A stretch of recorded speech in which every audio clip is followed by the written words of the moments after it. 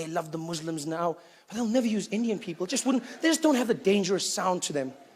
It's always got to be the classic scene in the movie, you know? It's got to be the United Nations gathered around a table.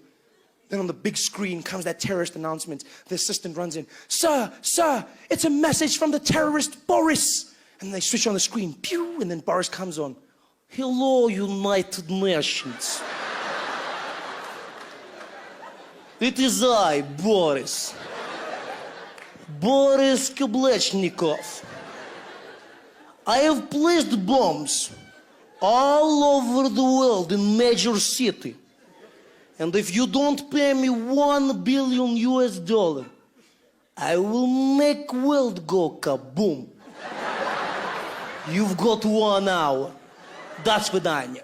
And they'd be like, oh, what are we gonna do? What are we gonna do? They'd be scrambling for the money. They'd be, oh, what are we gonna do? We'd never have an Indian guy doing that. Just wouldn't be the same.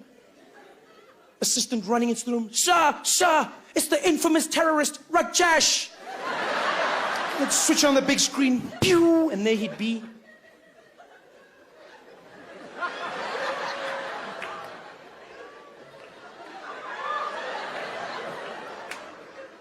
Is it on?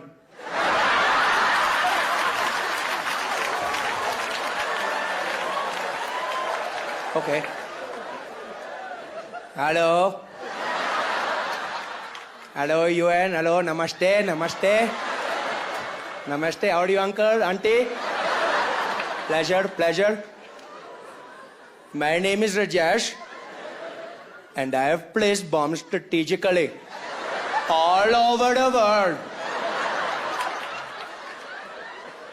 Now, if y'all don't pay me $1 billion US, I will proceed to make the entire world go kaboom.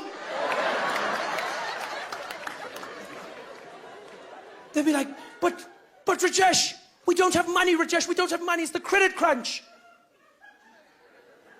Okay, how much you got then?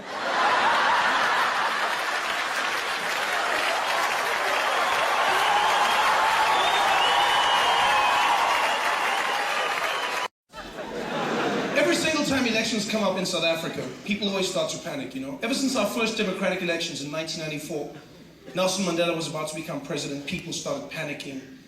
You remember that? There were people, you'd hear them. I'm leaving, I'm going to Australia. I'm going. It's been fun, Mary, but it's time to go, hey? It's time to go. They're gonna take over now.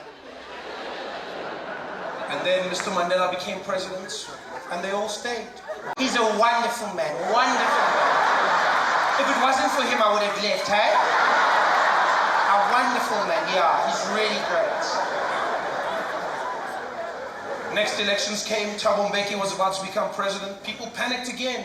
I'm leaving, I'm going to Australia, I'm going. I swear, I'm leaving, Mary, hey?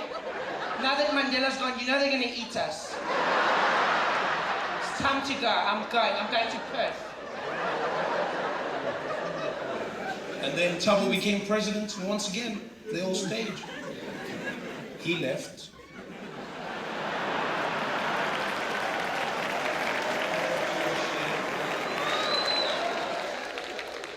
Then it was Kgalema Motlante's turn. Yeah, in and out. That was so cool. People panicked then, didn't they? I didn't even fight! I can't believe it. 1 minute I go to bed and Thabo Mbeki's president, and the next thing I wake up and we've got Mtlanthe. I can't believe it. I'm going to Australia, I'm going.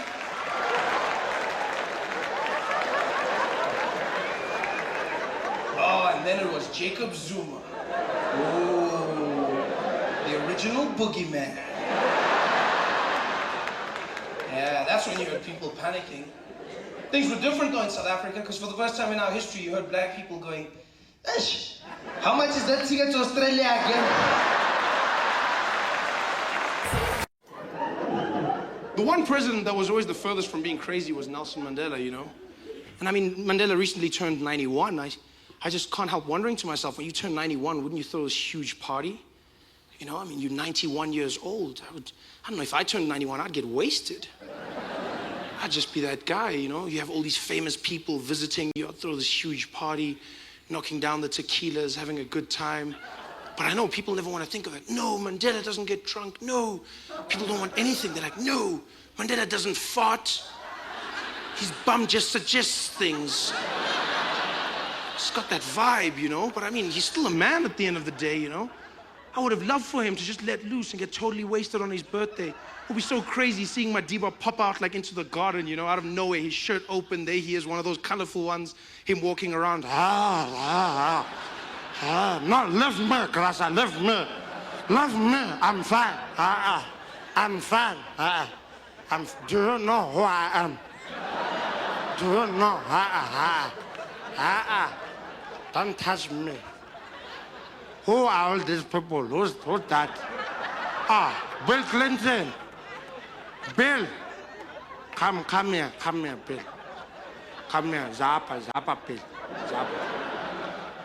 Thank you for coming, huh? Let me tell you a joke, Bill. Let me tell you a joke. I did not have sexual relations with that woman. that was a good one. I'm just saying. Oh, here comes Julius. Always going to talk, rah, rah, rah, rah, rah. I was also president of the youth league, rah, rah, rah, rah. Julius is killing me. 2 seconds. Julius, 6 times 5. Okay, it's fine. It's fine. He'll be there for hours. Yeah, let's carry on. Okay, we're going to drink, all of us. We're going to drink then. But before we drink, I want to propose a toast. All those people who thought I wouldn't make it to 2010. Yeah, he'll never make it. He'll never make it. I'm still here, 91. Yeah, 91. Even Michael Jackson died before me. Even Michael died before me. You know, recently, because of my job on The Daily Show, I got invited to very prestigious events. You know, I've started getting invited to very, very fancy functions. Functions I would have never been invited to before. You know, recently, I got invited to my uncle's wedding. Never knew me before this. And before that, I got invited to an event in New York called the Met Gala, right? A very prestigious event, yeah, where 500 people are gathered together, different personalities from all walks of life come together, you know, actors, singers, painters, musicians, everyone. And you spend a night dressed very nicely, looking at history and art. Just walk around, smiling, looking sophisticated. Yeah, and it's so exclusive that they tell you exactly what you're going to be wearing at the event, right? So they not dress code, exactly what you wear. So I got phoned. They said, Trevor, we'd like to invite you to the Met Gala. I was like, wow, okay. And they said, and you will be wearing a Ralph Lauren suit. And I was like, oh, okay, how much is a Ralph Lauren? But they were like, no, we provide it for you. Ralph Lauren is going to be giving you the suit. And I was like, wow, I get to go to the Ralph Lauren store and pick up a suit for myself. They're like, no, the man, Ralph Lauren, is going to give you a suit. Do you know how mind-blowing that is? To meet the man whose name is on your clothing. That was just crazy. Like, that's never happened to me. I've never had the opportunity to meet the person whose name is on my clothing. I've never had the chance to say, pleasure to meet you, Mr. Price. Like,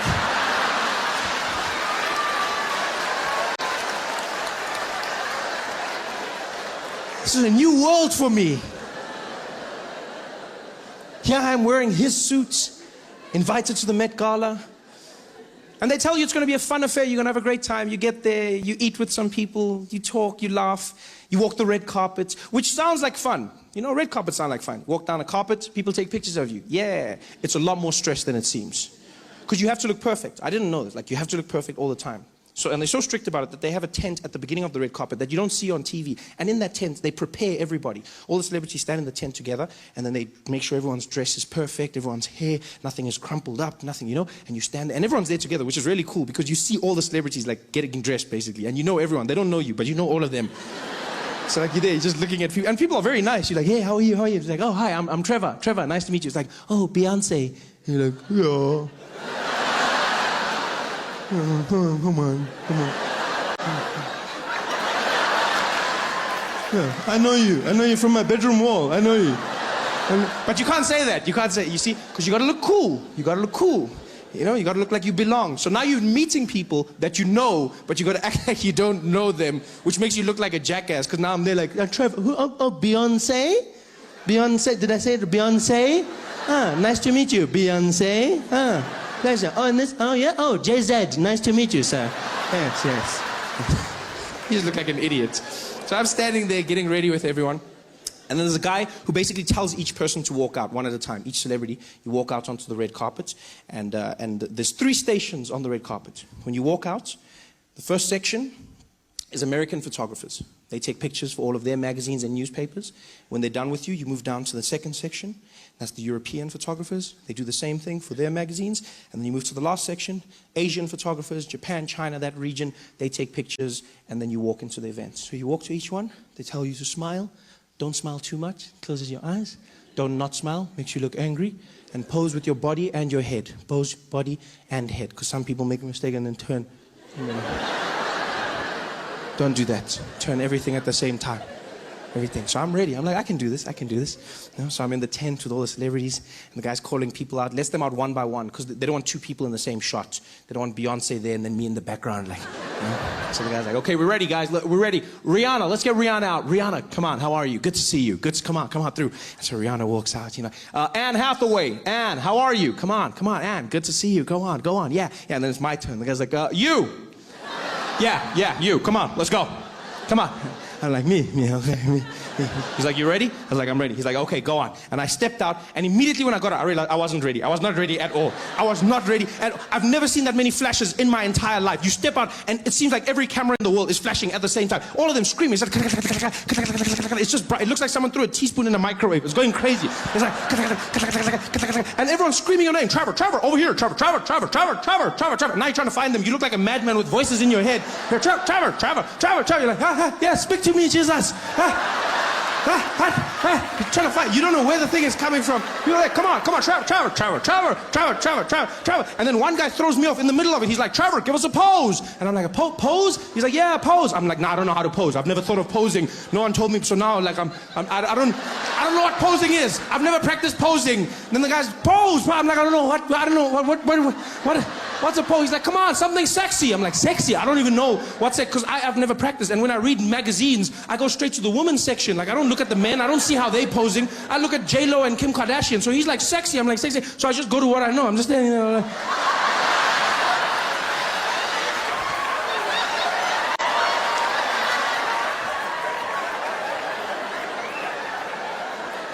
I was like, what the hell? Okay, stop that. Okay, that's good.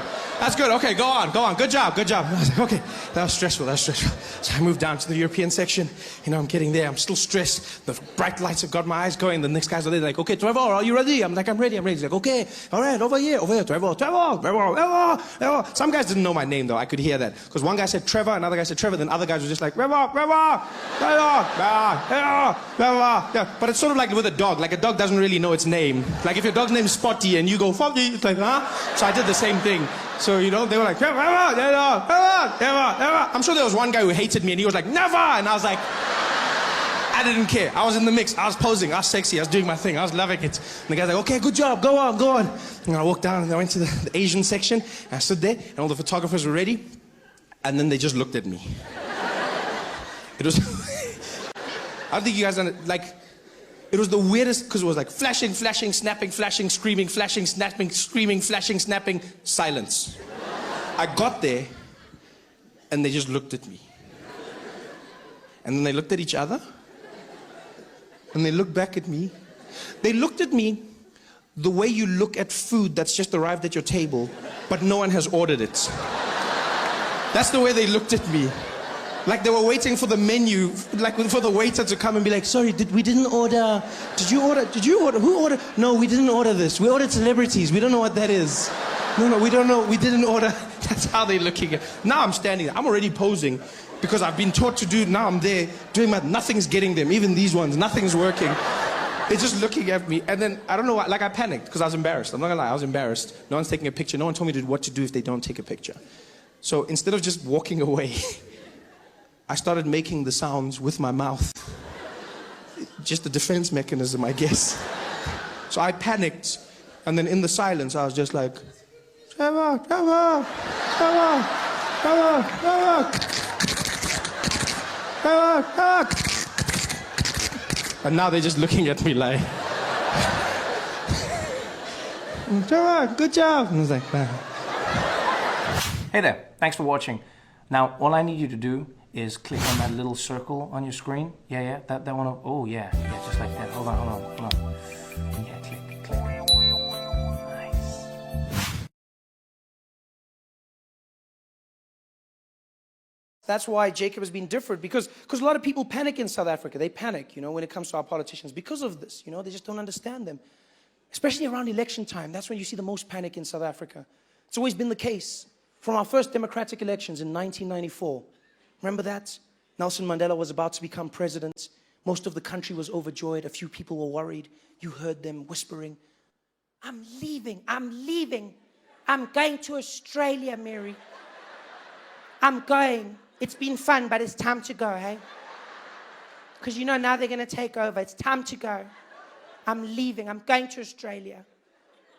Then Nelson Mandela became president. And they all stayed. He's a wonderful man. Oh, he's such a wonderful... If it wasn't for him, I would have left, hey? Wonderful man. Oh, he's amazing, yeah. He's really great. I love him. He's amazing. You thought they were over it, but next elections, people panicked again. Thabo Mbeki, about to become president. People lost it. I'm leaving. I'm going to Australia, Mary. I'm going. This time I'm going. You know that now that Mandela's gone, they're going to eat us, hey? It's only a matter of time. I'm leaving. I'm going to Australia. But once again, Thabo became president, and they all stayed. He left. No, shame. No, shame. Then we had Kgalema Motlanthe. Wasn't that crazy? Kgalema Motlanthe. He's like our interim president. Didn't want to touch anything. He was that guy, eh? No one knew what to get of him. It was just like crazy. People lost their minds even worse. I can't believe it. I didn't even vote. What the hell? 1 minute I go to bed and Thabo Mbeki's our president. And the next thing you know, I wake up and we've got Kgalema Motlanthe. I can't believe it. I'm going to Australia. I'm going.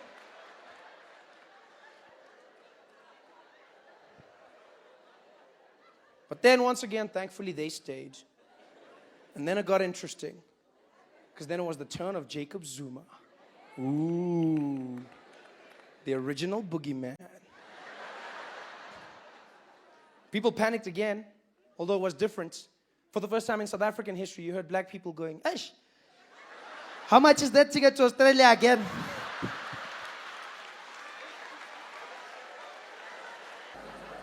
Jacob knew he had to go big or go home. He knew there was only one way from where he was, and that was down. Jacob was like, they will remember me one way or another. Utata might be the father of the nation, but I will be the father of a nation.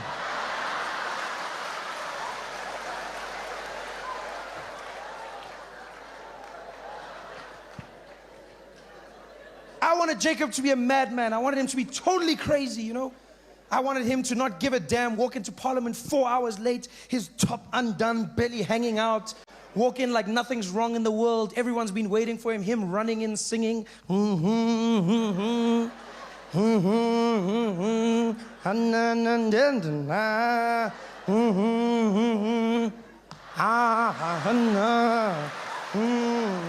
Helen Zilla in the corner. Jacob, you late, Jacob. Jacob, we've been waiting for you for 4 hours. You can't come. Hey, shut up, Wena. Shut up. Late for who? Late for who? It's my time now. Shut up, Wena. Jacob Zuma, unlike the rest of us, doesn't conform. He doesn't conform to the norms, Doesn't conform to the laws of grammar and punctuation as we mere mortals. No. No. Not our president. Comma, for who? For you, maybe, not me. Comes out there, confidence, cadence, wherever he pleases, reading out.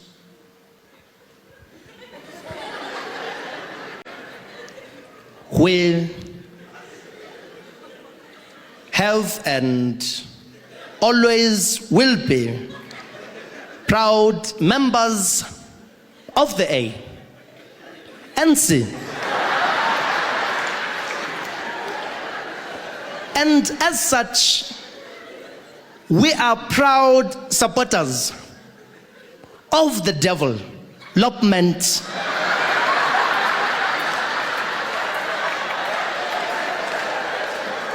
of rural areas. And as such, it is of utmost importance to note that 2011 is the year for us all to party.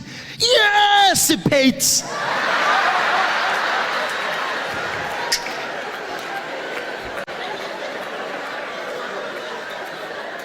And so forth.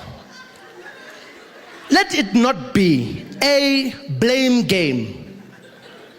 Let us understand that I, Jacob Zuma, am not a country on my own.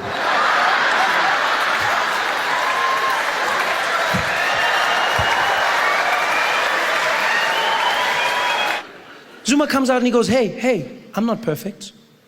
I'm human. I make mistakes, just like you. Now and again, I will make a mistake. And another one. No. But hey, who's perfect? I look at Jacob Zuma and he strikes me as the kind of person who's on Facebook, you know? He's just got that vibe to him. No, you can see Facebook people. Some people look like Facebook people, some people don't. He strikes me as a Facebook person. He strikes me as that kind of guy, you know? In the presidential office in the morning, he's sitting there, getting everything ready, and he chills, gets into it. www.facebook.com. Hello? No, I'm very busy now, very busy. Yeah, I'm writing a speech. Yeah. About the world. Yeah, okay, bye-bye. Log in, username, Jacob, Zoom.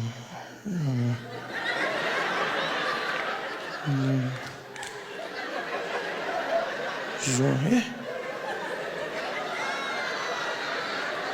Julius!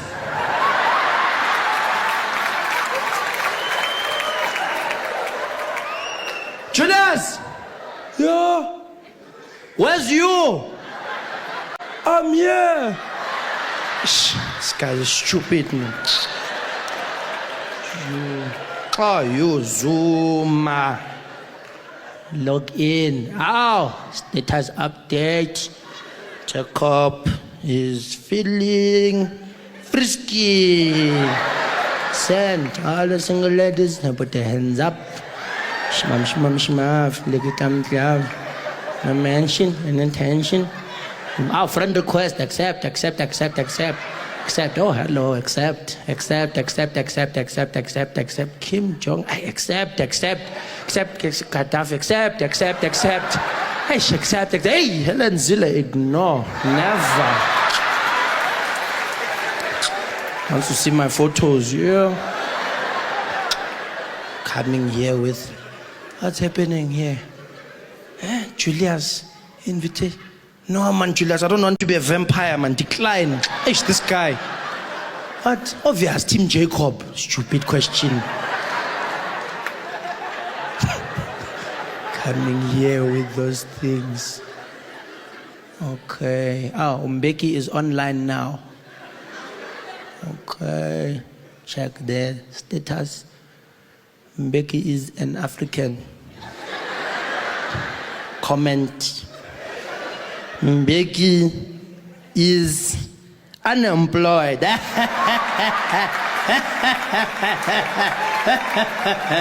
Send. Like. Poke. Super poke. That guy, man, what's happening here? Barak, still no response. This guy is not serious. He doesn't send Barak friend request all the time. Doesn't even message. Dear Parag, it's me, Jacob. Why don't you want to be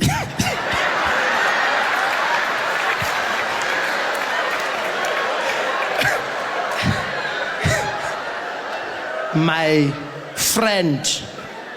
Huh? He looks like he could type that, eh? H-U-H, huh? For some reason, I feel like this is a great portrayal of Jacob. I feel like this seems like how he'd type on a keyboard. I've never seen him, but I don't know. I feel like, he seems like this kind of guy. But then seems like a finger typer. Because I don't know, with standard 2, I don't think he's... No, I didn't mean it bad. Whoa, who was like, whoa? I'm just saying, because by saying whoa, you saying, Trevor, I disagree with you. I think it's pretty reasonable to assume that Jacob Zuma types like this. He's a 70 word per minute kind of guy. Is that, that's what you use. Although, mind you, what you're also saying is the guy who speaks like those who 1, 2, that guy, what you're saying is all of a sudden when he gets on a keyboard, then he goes from those wick, and then when he's on a keyboard, all of a sudden magically he's like, hey gang, how you guys doing? OMG, being president is super hard. Why is Helen Ziller always on my case? WTF, loser. And Greta said the funniest thing the other day, and I was like, LMFAO. He's super hilarious. Anyway, gotta go, gotta get back to work. Okay, smiley. No, he's that guy. He's We've got the cutest president in the world, and you guys don't respect him. You don't appreciate him. He's got that cute face with that grin, just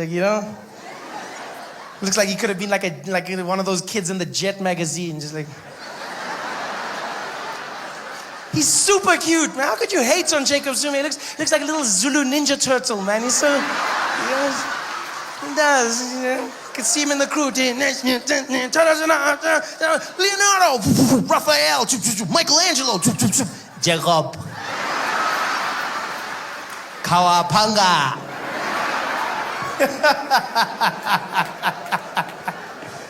Oh, I miss Jacob so much. And you people were torturing while I was away. You were torturing him. How could you do that? Painting horrible pictures of Jacob Zuma. You guys are disgusting. The man, Jacob, on the mountain with the wind blowing through where he'd have hair. Just him, Jay-Z, and Mini-Me.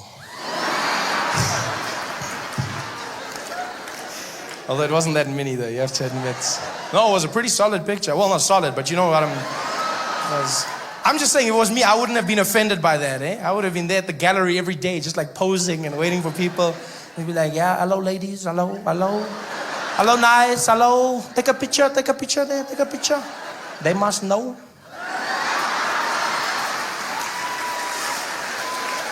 So strong and so confident. People were like, this picture, it's racist. This picture, disrespectful. It wasn't even that disrespectful. I know you might not like it, and that's your personal opinion. But it wasn't that. Even the name of the picture was strong and powerful, Jacob Zuma, the spear. The symbol of the Zulu nation for hundreds of years. Made famous by King Shaka himself. Conquering army after army with the spear. The spear of the nation. The spear. It's not like that guy called it the pocket knife. The spear, big and manly. That's why our president didn't complain. Jacob Zuma did not complain once, because he understands art. He's cultured. Because the guys around him complaining about it on his behalf. I hate it when people do that. He wasn't even offended. They ran to him like little kids tattletaling. Jacob! Jacob! Yes. What happened now? Jacob! It's disgusting. It's disgusting. Did you see what they did? Did you see they painted you? They painted you. It's like, there's no paint on me. I'm fine. No, sorry, my bad. They painted a picture of you. They painted, just show him the picture. Just show him the picture. And they came running with the picture and they showed it to him. But Jacob Zuma, he's a chilled out guy. He doesn't have time for these things. He probably didn't even see anything. He was just like, I don't see anything wrong with this. Oh.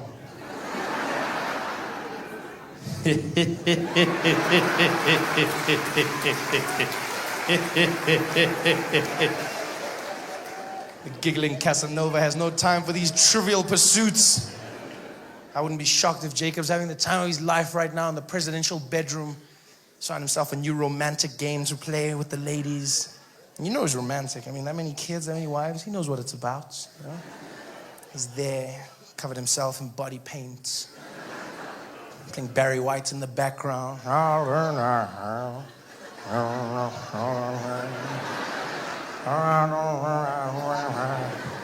Gets to the bedroom door looking all sexy. Looking in the door at his wife. Number 2. Are you ready for the spear? She's there like, ooh, I'm not ready. I'm not ready. And he's like, ready or not? Here I come. Jacob Zuma was in the balcony waving at everybody, you know, because elections are coming up, so you're going to see him everywhere now.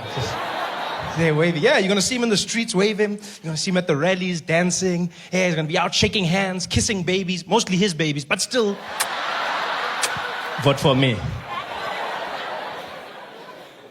Because he knows he has to connect with the people. The ANC is having a tough time right now. This is one of the worst times in ANC history. Highest levels of corruption, lowest levels of service delivery. The ANC is just a shadow of its former self. Yeah. People in the ANC are disgusted by the ANC. They stand there like, ANC. Man. No, man, enough, man, no. Come on, ANC. They say this while looking in the mirror. Come on, ANC. Can do better, man. Come on, man. It's gotten bad. It's so bad, even Kgalema Motlanthe doesn't go anywhere with Jacob. Have you noticed this? Vice president, but you never see them together. Because Kgalema's like, I don't want that guy. Always tells Jacob's like, let's go, Kgalema. He's like, I'll meet you in front, go. No, ngizokuthola phambili, hamba wena, ngizokuthola phambili. It's gotten bad. Who do you vote for? Mampele Rampele. It's a fun name. Won't make me vote for you, though. Yes. Dr. Mampele. Used to date Steve Biko, so she knows about the struggle. She's intelligent, an elderly black woman. And she came out. She denounced the ANC. She said, the ANC is not what it used to be in this country. As black people, we need to stand up and realize that change is needed. Vote for Ahang, wait, and vote for change. And we're like, yeah, you go, girl. And then she made a big mistake. She challenged Jacob Zuma directly, head to head. But she used money as her platform. Big mistake. Never bring money up around Jacob, ever. No, because I don't know if you've noticed, our president never admits to money. There's always money around him, but it's never his. Always. Oh, it's the Sheikh's money, it's the Gupta's money. It's never his money. He's always there like, no, it's not mine, it's not mine. It's not mine, it's not mine. I don't know, it's not mine, it's not mine. Yeah. Building a house for 250 million rand. Jacob, where the hell is that money coming from? I have a bond for 800,000 with FNB. I got 800,000, 250 million. That's not my problem. My calculator said it's fine. Mampele tried to challenge him. She came out one day. She said, Jacob Zuma has not declared his income as our president. He does not tell Parliament how much money he has. We want to know how much he has and how much he gets from other people. I will lead by example. I, as Mampele Rampele, have 55 million rand. Jacob, how much do you have? People were like, yeah, how much do you... Whoa. Come again? 55 million. Where did you get that money? It's like, I'm on the board of many companies. I work very hard. Yeah, even me, I work hard. But 55 million. How much overtime is that one? 55. We had to be 55 million. It's like, no, I worked for it. But we want to know, where does Jacob get his money? Hey, don't worry about that guy, lady. Don't worry. We know where he got it. He stole it. But you, we had to be 55 million.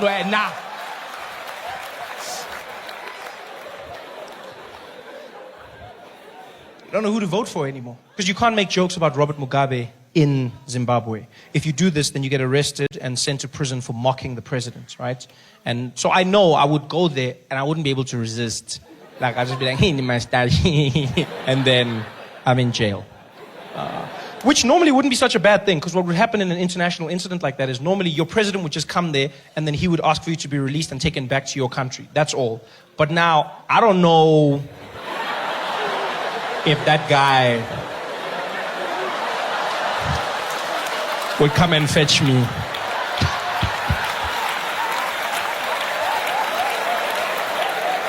I can see him sending Mugabe the email now. It's fine, Bob. Keep him.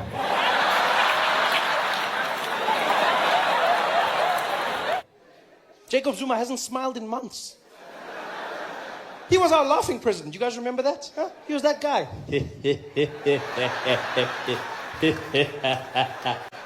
I haven't seen him laugh. For months he's been there in Parliament in a corner.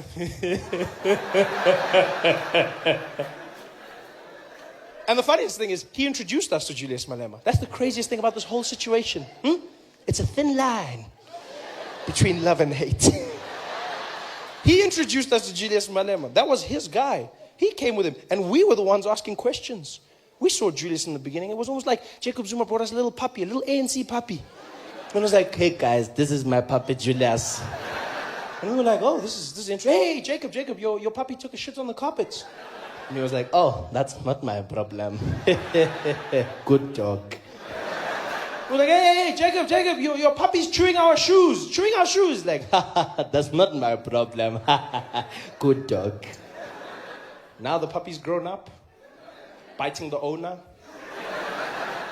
Zuma's legs are there. He's like, hey. Futzek, pay back the money.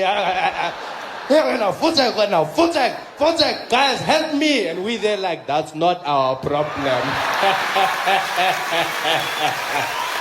Good job. Have you guys seen our president? Huh? Have you seen him lately? Oh, man. He's back. He's back and better than ever before, you know? The last few months have been so taxing on him. People fighting with him in Parliament, shouting things at him. He's been stressed, sitting in a corner, quiet, all to himself.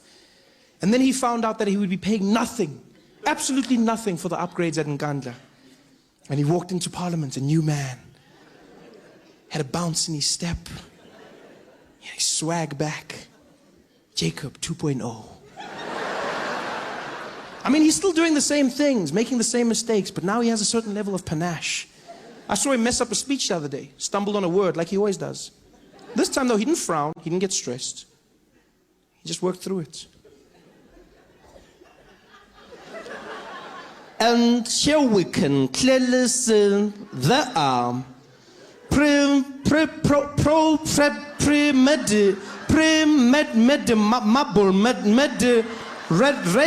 marble.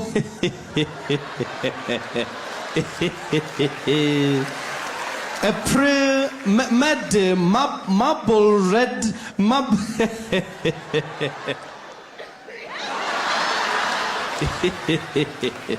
A premeditated.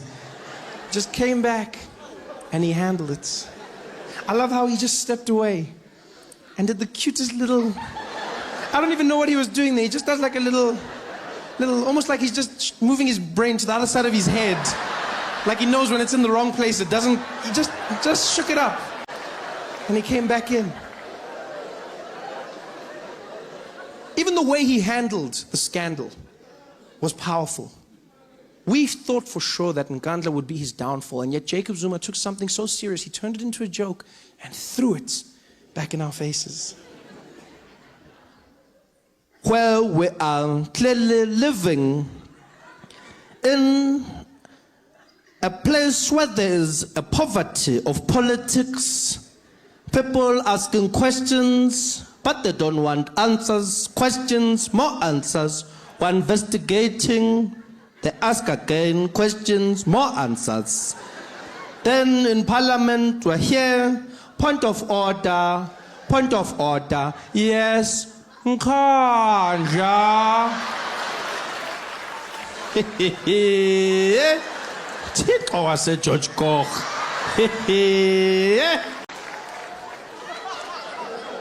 Who's this guy? Huh? Just shrugging it off, evading, maneuvering. Never mind the Nkandla joke. I love the fact that he rolled his eyes.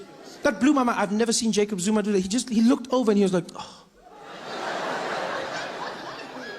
When did Jacob Zuma start rolling his eyes? That's not something he does. Jacob Zuma doesn't roll his eyes, guys. Yeah. In fact, presidents don't roll their eyes. It's not a very presidential thing to do in parliament, to roll your eyes at the opposition. Even the most defiant rulers in the world don't roll their eyes. When the UN is telling the leader of North Korea to stop making nuclear weapons, you don't see Kim Jong-un going, oh, whatever. You don't roll your eyes. But Jacob Zuma did. And he did it in style. I want to know where he learned it, how he learned it. Has he been doing this for a while? Yeah, because rolling your eyes is part of an attitude. You don't just roll your eyes. If you roll your eyes, you got that sass, you bitchy, you know? Is he doing more than that? Now I see Jacob in a totally different light. Now I'm picturing him hanging out with the rest of the ANC comrades, chatting about these problems. President, they want to know where's the money, Mr. President. Where did the money go? And he's like, I'm in guys. Over and over, they keep asking me. I mean, literally, I'm dying now. Like, can't they get over it? Like, that music guy, get a life already. Jeez, just because you hang with white chicks. I mean, please, whatever. Is that what he's doing? And if he is, where did he learn that? Where do you learn to roll your eyes at that age? That's what I want to know. It's not your friends. It's not your colleagues. It's probably your kids. Yeah, you learn bad habits at home. Jacob Zuma probably learned it from one of his children in the house. One of his daughters, maybe. She was going out for a night with her friends, caught her as she was leaving. Hey, Wentombazan, where are you going dressed like that? Dad, I told you, I'm going out with my friends. I'm going to a party. First of all, you are already in a party. Secondly, no daughter of mine will dress like that. Go and change.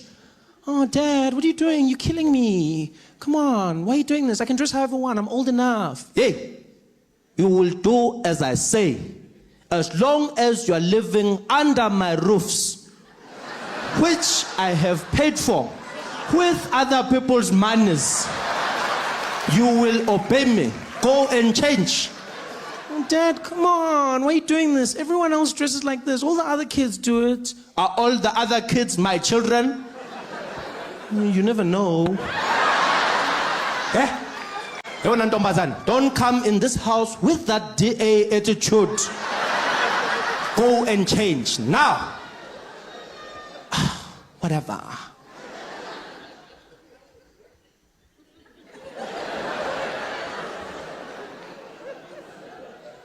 What was that? What did you just do? I didn't do anything, Daddy. Don't lie to me. I saw it. You did something with your eyes. It looked like the Undertaker. But they came back. What was that? I just rolled my eyes, Dad. Girl, it made me feel so insignificant.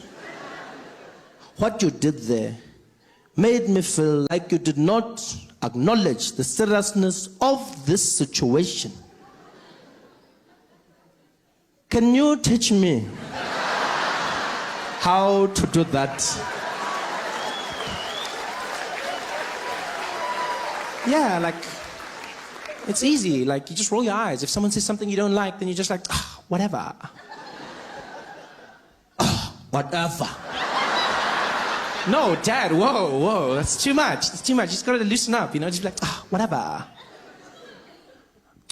Whatever. I think I got it. No, you don't have it, Dad. You're rolling your head. You're supposed to roll your eyes. And my eyes are where? Exactly. And he was off. Ready to roll, baby. And he did. He rolled straight into Parliament, shut it down, turned Nkandla into a joke. You can't bring Nkandla up anymore. It's over now. You say Nkandla in Parliament, people laugh at you. Yeah, immediately. What about Nkandla? It's done. It's done. Just, you know, I love it so much. You know what I love most about the Nkandla thing? A lot of people don't realize this. Jacob Zuma was making a joke out of Nkandla, yes. But what was more interesting to me is the fact that he was mocking Mmusi Maimane, the leader of the DA. A lot of people didn't pick this up. When he's doing the whole Nkandla, he's mocking Mmusi Maimane's Model C English accent. That's what he's doing. Jacob Zuma thinks that he speaks funny.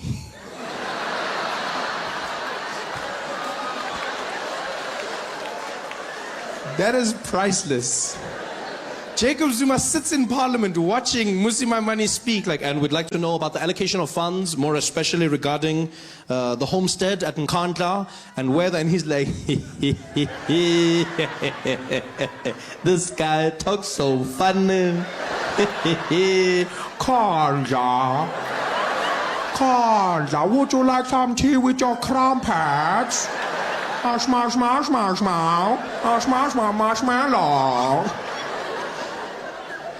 Jacob Zuma is laughing. That's just beautiful. I don't know how much of it is true or not. What I do know is, if Jacob Zuma was allowing the Guptas to control our country and choose our ministers, then it wasn't my president being corrupt to me. It was the Guptas telling him what to do. It's like Julius said, the Guptas were in his ear all along. They were inside his ear all along. And you know the way Julius sounded, it sounded amazing. Because like, I get the phrase when they go, they were in his ear. But he said they were inside his ear. It sounded like the Guptas were actually inside Jacob Zuma's ear. Which actually would have made sense when you think about it. What if they were inside his ear the entire time? How do we know that every single time Jacob Zuma was speaking to us as a nation, he was actually telling us what the Guptas were saying to him? Like he had one of those earpieces that they have on those hidden camera shows, you know? Like he was there in Parliament, outside Parliament, there was a van with the Guptas sitting inside it. Hello, Jacob? Jacob? Jacob? I've activated your earpiece. You're going to repeat everything that I tell you, okay? Jacob, Jacob, can you hear me, Jacob? Can you hear me? Roger. No, it's Atul. This is Atul here, Jacob. I know who it is, guys. I've got it. I know who it is. Okay, let's just make sure levels are all correct, Jacob. 1, 2, 1, 2, 1, 2. Okay, what do you want to do? No, 1, 2 like 3. 1, 2 like 3. 1, 2 like 3. Oh, okay. I've got you guys, so I must just repeat everything that you say. Yes, you're going to repeat everything, Jacob. Okay, it's going to be very complicated. I'm trying to listen to you while also speaking. We understand, Jacob, but you know, we've already made a plan, you and us. So repeat everything that I say, okay? Okay, I will repeat everything. And that's probably why things went wrong. Because I don't know if you've ever tried to listen to someone while talking to someone else. Your mind jams. Yeah, that's why Jacob Zuma could never deliver a speech.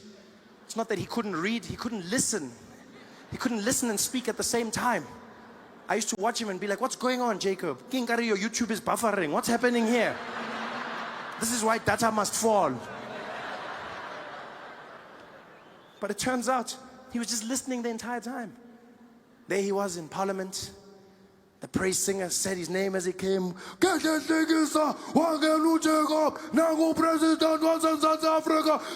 Zuma! Jacob Zuma came out to the podium. His earpiece was ready. Good evening, everybody. Good evening, everybody. Proud South Africans, and Indians especially, We are doing well in this country. We are doing well in this country, and also don't listen to the news. Don't listen to the newspaper. The newspapers, even though what they say is right. Sometimes. Also, there is no problem with the ANC. Also, there is no problems with the ANC. The membership is growing. We currently have 939,360,000. 939,000. No, 39 million. 39 million. 63 and 62. No. 390 million 600. 390. No, I said 900 million 62,000. No, Jacob, you're missing the point. 100 million. No, Jacob, come on, man. Listen properly. Listen properly.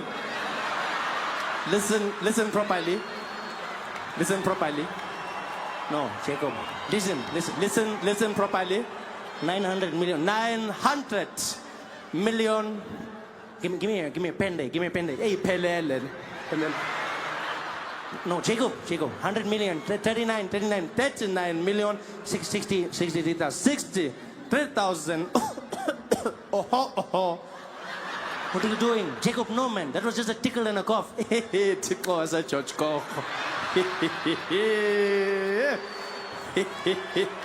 Okay, this is going wrong, Jacob. Abort, Jacob. Abort. I bought.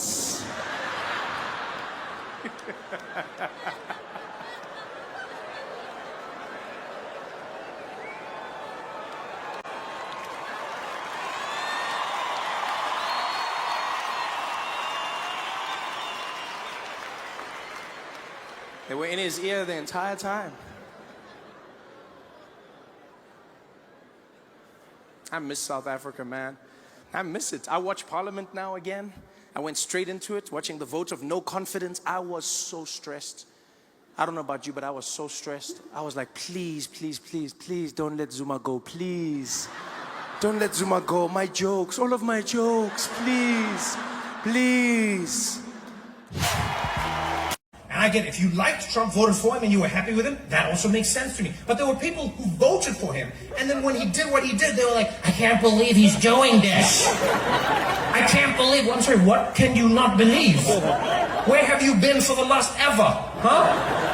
I didn't think that he would. You didn't think he would what? You didn't think he would what? Be him? There's no surprises with Donald Trump. That man didn't change, he didn't evolve, he is who he... What do you mean you're surprised? I just thought he would be a better president. Why? What gave you that inclination? The man is a cartoon villain. He looks like he belongs in an episode of Scooby-Doo. Like, he should be in that lineup. You know when the gang is trying to figure out who it is, and they've got them all lined up, and they're like, who is it, Scoob? Who do you think it is? And so like the guys are like, it's not me, I promise you that much. He's like, I didn't do it, it wasn't me. And he's like, I'm innocent, so innocent. Some say the most innocent person is only. You'd be like, yo, nothing is that guy. Nothing about him doesn't scream villain. The hair, the face, the way he speaks. How did people vote for him? I don't get it. I really don't. I mean, I do. You know, I don't understand it. Maybe that's it. I don't understand it. Because I do know why people voted for Trump, right? It's the reason Americans vote for any president. You know, I've learned in this country, people love to vote for presidents who have a strange voice.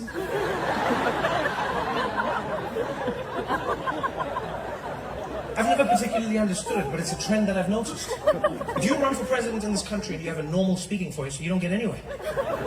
Yeah, you don't. You just come out, you're like, hey everybody, these are my policies. People are like, boo, no way. But if you have a strange voice, you win.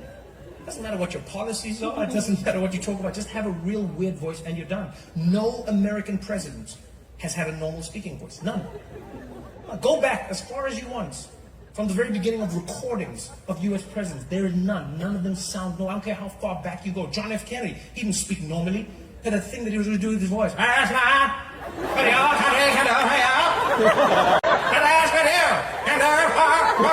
sorry, nobody talks like that. I don't care what you say. Nobody. You telling me that man was standing in McDonald's like, could I please get another one with a large fries? And one McFlurry, please. What do you mean the ice cream machine is broken? That's not normal.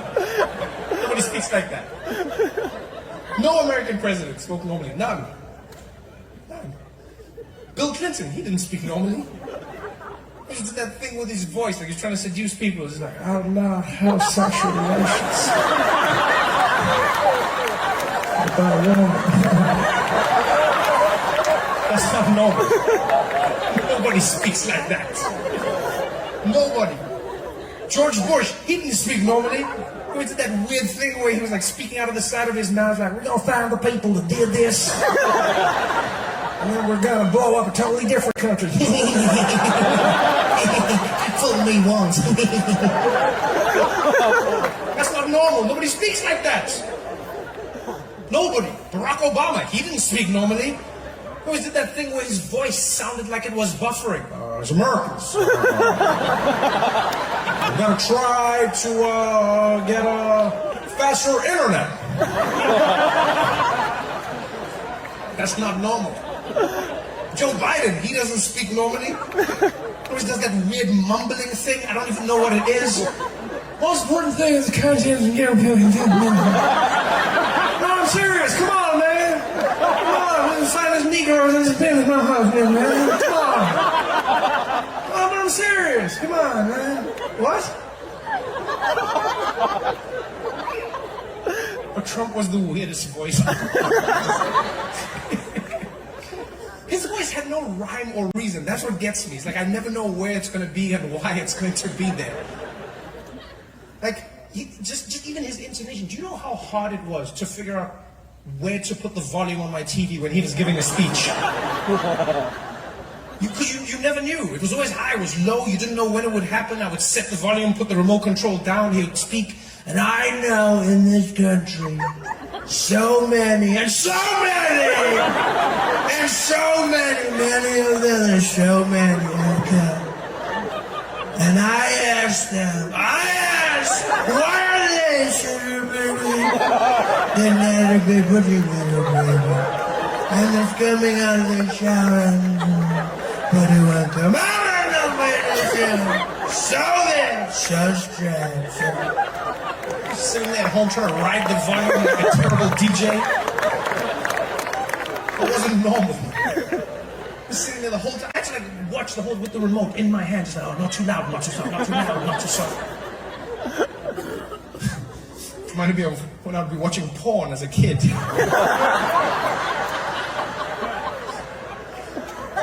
Yeah, did that ever happen to you? Like when I was a kid, I would try and watch porn at home. So it was always random, right? Like we didn't have ready access to porn when I was growing up. If you're old enough, you know what I'm talking about here, right? Because now there's just porn everywhere. There's a crazy world. Too much porn, if you ask me. No. I think like porn is fine. It's good for people to watch porn, enjoy yourself, have a good time. But now there's too much porn. It's available all the time. I think it's messing with young men's brains. You know, it really is, because like they watch porn and then they go like, "This is real life," but it's not real life. You know, and they get their minds warped. They're just like, oh yeah, you just walk up to a woman and it's like, no, because internet porn is like that. You just click and you just jump straight into it. You know, like when I was young, porn had a storyline.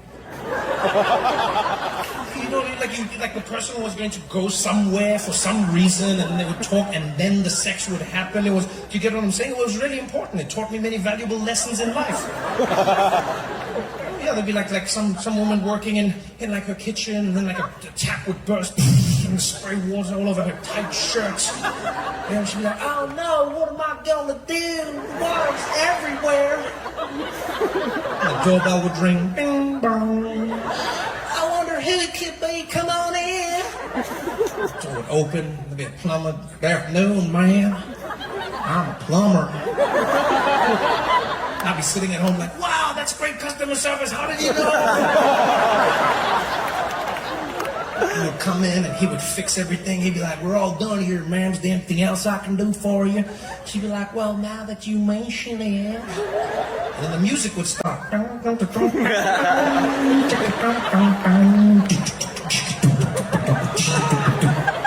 then they would get it on. They would get into it and be like, yeah, you want it, baby. Give it to me, darling. You want it. Clean your pipes. Clean those pipes, baby. And that call was healthy for me. It taught me lessons about life. It made me realize there was a story involved in meeting a woman and having sex. I would have to engage her. I'd have to speak to her. You know, I understood this. I realized that the music would set the mood. It also taught me about consent. Do you want it, baby? Give it to me, darling. Do you want it, baby? Give it to me, darling. Most importantly, it taught me if I wanted to have sex with a woman, I was going to need to get a job. Valuable lessons that are now lost. Because of this internet instant porn. Just click on a video. Any video you want, anytime. It's ready. Just type in porn, anything. Any category as well. Type in porn, anal, bam, category. You could just jump into anal. Do you know how crazy that is? It's gonna be like your birthday or something, you know? And that's what I think is creating a lot of these kids, these young boys who are angry. They watch porn with no storyline, no context. The people don't talk to each other. It's just sex. And then they meet women in real life, and then they're like, what are you talking about? Why doesn't she like me? I think there should be a law. There should be a law. There's like only a certain amount of porn that you can watch on any given day, or they should make porn a little more realistic. That's what they should do, you know? Because young guys get angry. They get angry. They meet women in real life, and they do the porn thing. They're like, oh, you want me? She's like, no, thank you. She's like, I'm gonna shoot somebody. Yeah, they lose their minds. They become incels. They become no. They should say, not all porn has a good ending. That's what they should do. Yeah. Because then, when the kids watch the porn, they'll start to understand a little bit more about life. You know, they'll click on the porn, and then like someone will be there, and it'll be like, you know, it'll be like, oh, stepdad walks in on stepdaughter getting dressed, and they'll click on it, and then, you know, the girl will be there, and she'll be like, oh, stepdad, and you'll be like, yeah, you look good, and she'll be like, you're a creep, get out. And I'm gonna tell my mom, and she's divorcing you. This shit is over. End of porn. People are like, well, I guess I shouldn't do that.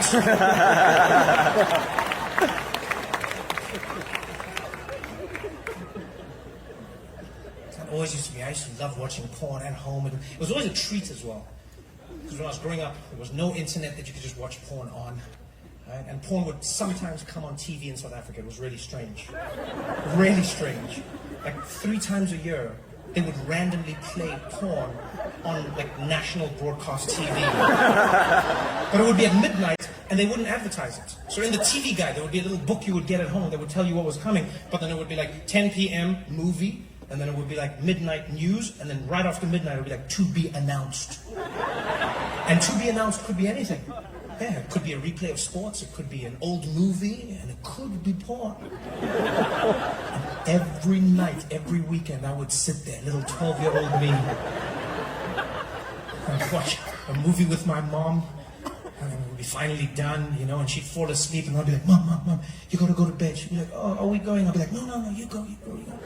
I'm gonna see if there's another movie. She'd be like, okay, but don't stay up too late. I'd be like, no, unless something gets me up. I won't. Go, Mom. She'd go to the bedroom. And the bedroom was right there. We had a tiny house. And then the porn would come on. And those days, I remember it was like hitting the jackpot. So I'd sit there and like, come on. And the sign would flash. And the screen would like, 21. Like, this movie is not suitable for children under the age of 21. All minors must now leave the room. And I'll be like, okay. I'm leaving. Sit there on that couch excited. And for some reason, whoever made the porn back then also designed Donald Trump's voice, because you never knew what the volume was going to be. It would just randomly jump up and down. Like, you could never hear the dialogue. The dialogue was always too low. You'd be watching the movie and be like... Keep careful how it happens, Ryan. I'd be like, what? I can't hear what they're saying. I need to know what's happening. The plot is the most important part. No, what are they saying? More volume, more volume. Then I'll max out the volume. Max volume.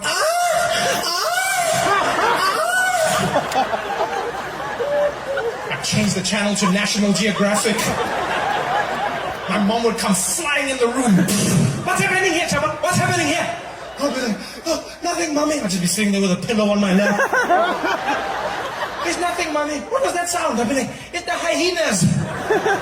They're fighting the lions. She'll be like, oh, okay. Oh, I thought it was something else. Okay. Don't stay up too late. I'll be like, no.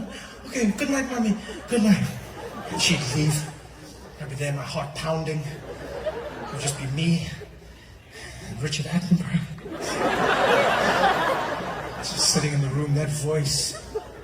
The young boy